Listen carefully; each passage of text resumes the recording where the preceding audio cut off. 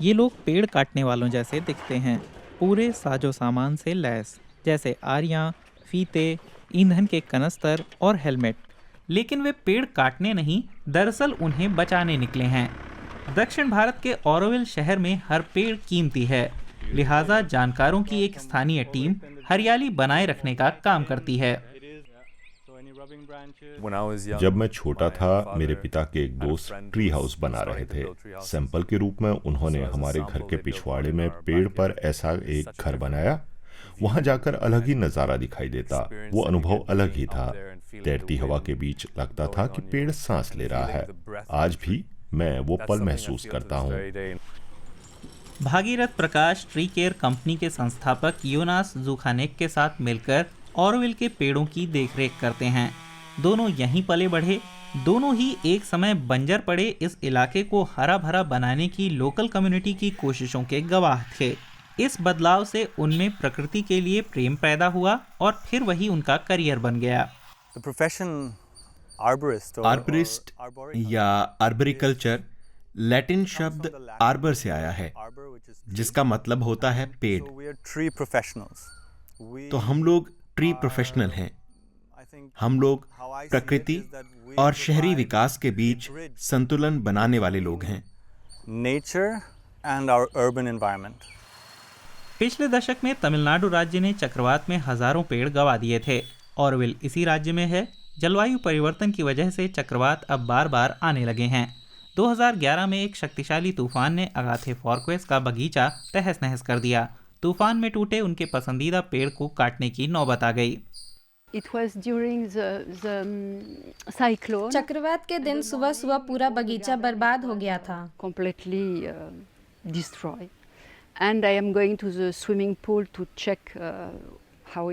जब मैं उसे देखने आई तो मैंने पाया कि मेरा वो पेड़ दो हिस्सों में बट गया था।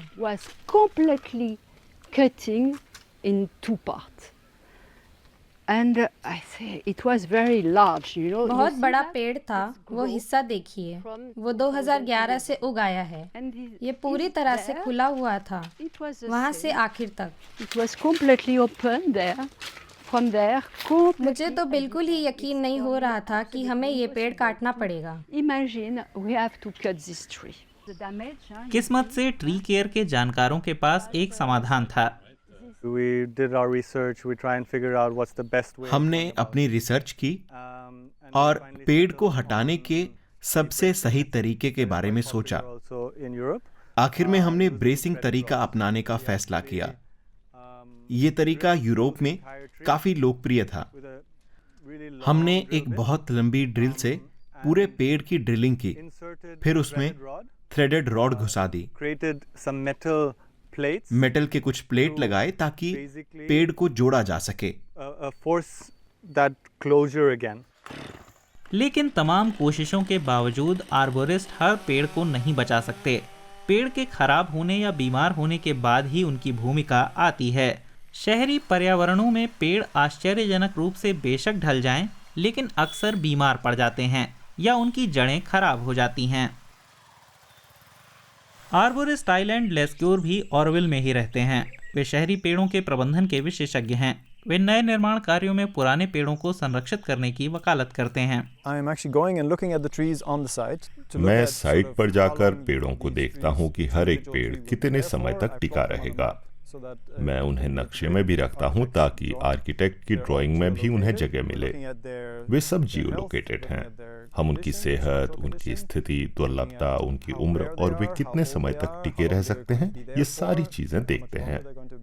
इन सारे फैक्टर्स पर आप उन्हें ग्रेड दे सकते हैं। ये तरीका ऐसी हरियाली बढ़ाने में मददगार है जो बदलती जलवायु के दबाव झेल सके, जैसे सूखा, प्रदूषण और शहरी इकोसिस्टम में जैव विविधता के नुकसान। ऑरोविल के ट्री डॉक्टर दबाव के शुरुआती चिन्हों का मुआयना करते रहते हैं।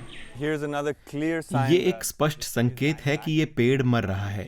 ये तमाम तने एक ही पेड़ के हैं। ये जड़ों से फूट रहे हैं और ये बीमार तने हैं। पेड़ का सबसे ऊपरी हिस्सा, उसकी कैनोपी खत्म हो चुकी है। उसे ऊर्जा का नया स्रोत चाहिए, इसलिए वो ये तमाम तने फेंक रहा है। अपने लिए नई कैनोपी बनाने की ये उसकी आखिरी कोशिश है। ट्री केयर कंपनी नौसिखिया आर्बोरिस्टों को भी ट्रेनिंग देती है।